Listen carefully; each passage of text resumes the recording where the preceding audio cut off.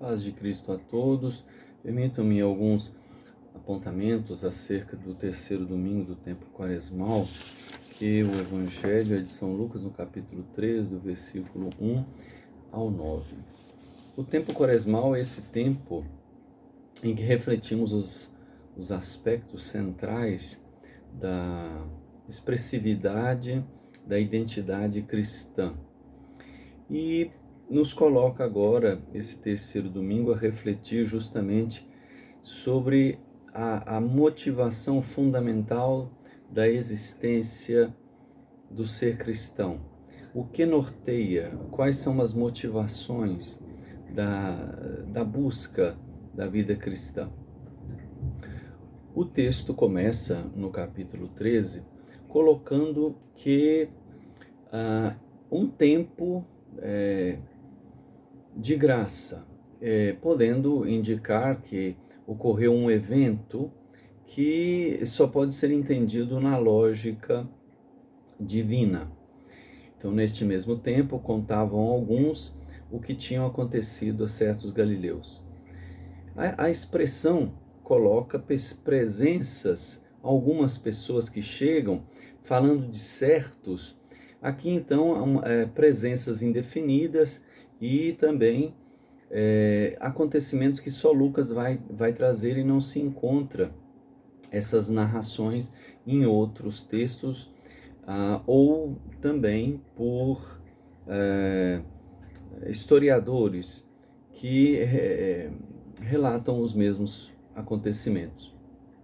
Aqui se coloca então nessas coisas incertas e dessas pessoas também indefinidas, como que uma espécie de ameaça àquilo que Jesus está propondo e como uma recusa, e eles como querem mover Jesus. E é então assim que nós entendemos também as motivações cristãs. Eles estão como que querendo intimidar Jesus, ameaçar a sua pessoa. E ele é galileu, e aqui eles dizem que Pilatos, então, uma personificação inimiga, tirou a vida das pessoas, derramou o sangue, misturou esse sangue aos sacrifícios que estavam sendo oferecidos. E isto faz justamente refletir, né, que é uma espécie de ameaça à pessoa de Jesus por aquilo que ele está fazendo, por aquilo que ele está falando, e eles então falam desta morte verdadeiramente algo terrível, pois estavam no momento mais sagrado e justamente ocorre uma profanação absurda. E Jesus toma a palavra, né, como quem vai confrontar isto, para dizer que o cristão, o filho de Deus, ele não move a sua vida ou deixa-se intimidar por ameaças.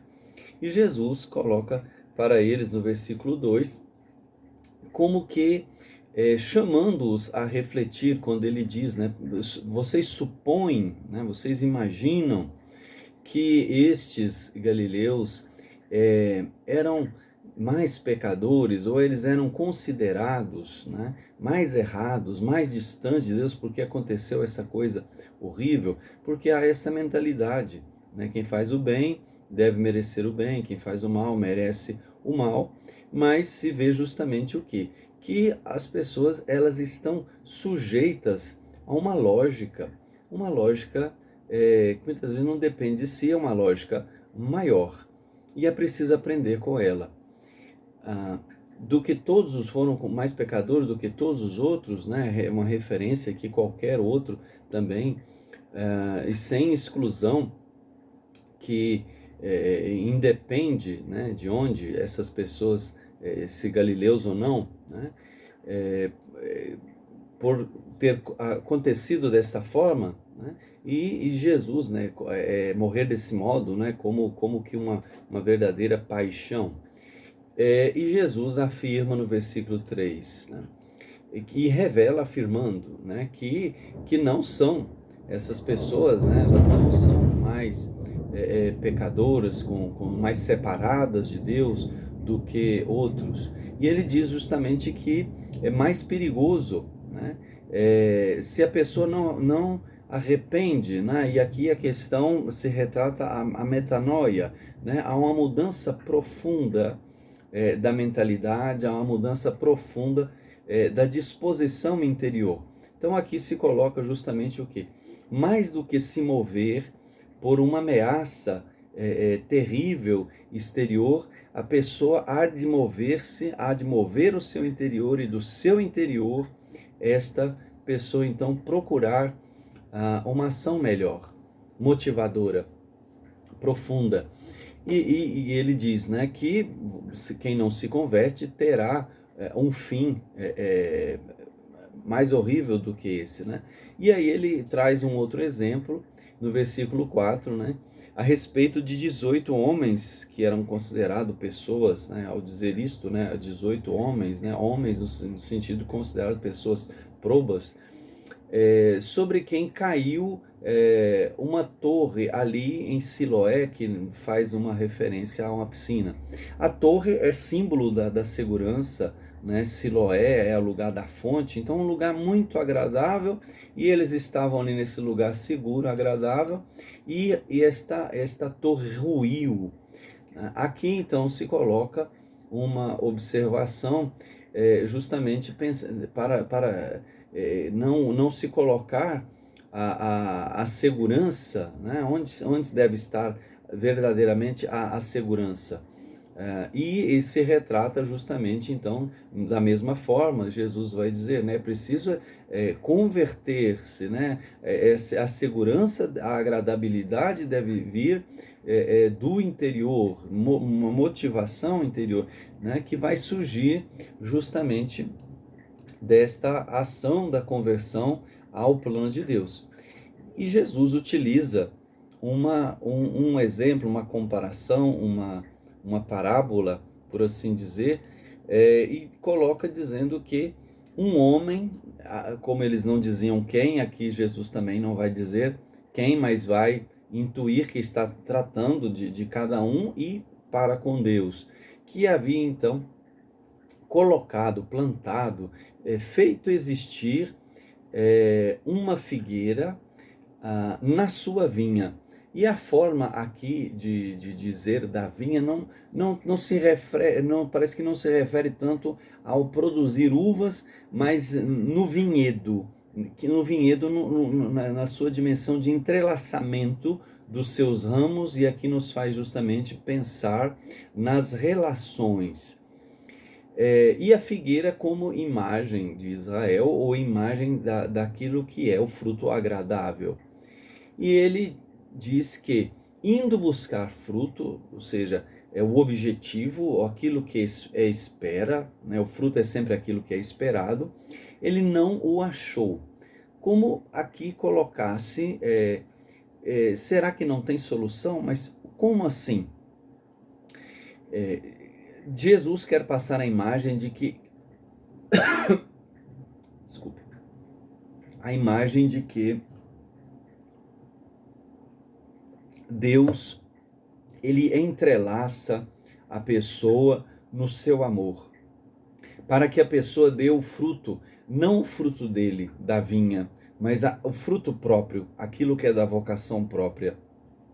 E ele diz ao agricultor, como esta pessoa responsável pelos relacionamentos. Venho 3 anos aqui procurando o fruto, aquilo que é esperado, um objetivo, e não encontro.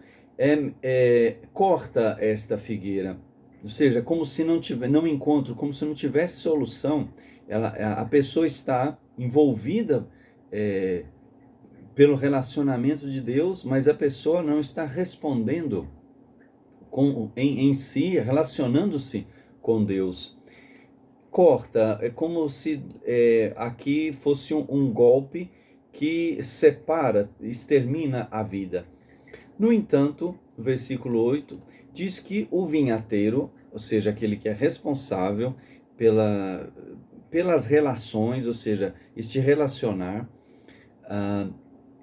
diz, né, deixa mais esse ano. Então o tempo quaresmal nos recorda justamente o que? Um tempo da graça de Deus. E ele diz, né, para frisar que Deus é o responsável e está se esforçando para que tenha o objetivo. Cavarei em volta nesta imagem justamente, né, desse cuidado de Deus em redor, ou seja, procurarei, né, cercar de todos os modos essa ternura de Deus, essa presença de Deus, os sinais de Deus, e lhe deitarei ali adubo, ou seja, lançar com as próprias mãos, ou seja, o próprio agir de Deus, aquilo que vai nutrir a vitalidade e aquilo que também toca o coração. E no versículo 9, expõe-se de uma forma que atinge a consciência, quando ele diz, né, talvez depois disso, aqui faz justamente pensar, né, que a consciência será provada. Né? Caso contrário, se não der fruto, então mandarás cortar, ou seja, o próprio Deus com direito dará esse golpe que termina, separa pela condenação eterna, onde a pessoa é a responsável por aquilo que acontece e não pode de forma alguma desculpar ou responsabilizar a algum outro, por mais terrível que sejam os acontecimentos. Então, aqui nos parece justamente quando esta experiência do sacrifício, na primeira leitura ouvimos, né, Moisés que chega num lugar deserto, e ali ele quer se aproximar, e Deus diz, não, calma, aqui é um lugar sagrado. Então a pessoa ter a disposição da sacralidade em si, e nesta questão da segurança, São Paulo vai dizer, né, cuidado para quem acha que está de pé, ou seja, para quem acha que está muito seguro e não precisa se converter, não precisa mudar. Então nos parece justamente que o tempo quaresmal é esse tempo que a pessoa toma consciência da vida toda, que a vida toda é cuidada por Deus, é motivada por Deus. Então que nós, né, nos coloquemos nessa motivação, sabendo, reconhecendo que Deus é quem cuida de nós, nos movemos não por ameaças, mas somos movidos e nutridos pela bondade, pelo amor de Deus. Então que possamos dar os frutos, um fruto desta sacralidade, seguros na fidelidade a Deus. Boa Quaresma, boa caminhada para a Páscoa, nos motivemos pelo Senhor e pela sua bondade, pelo seu amor.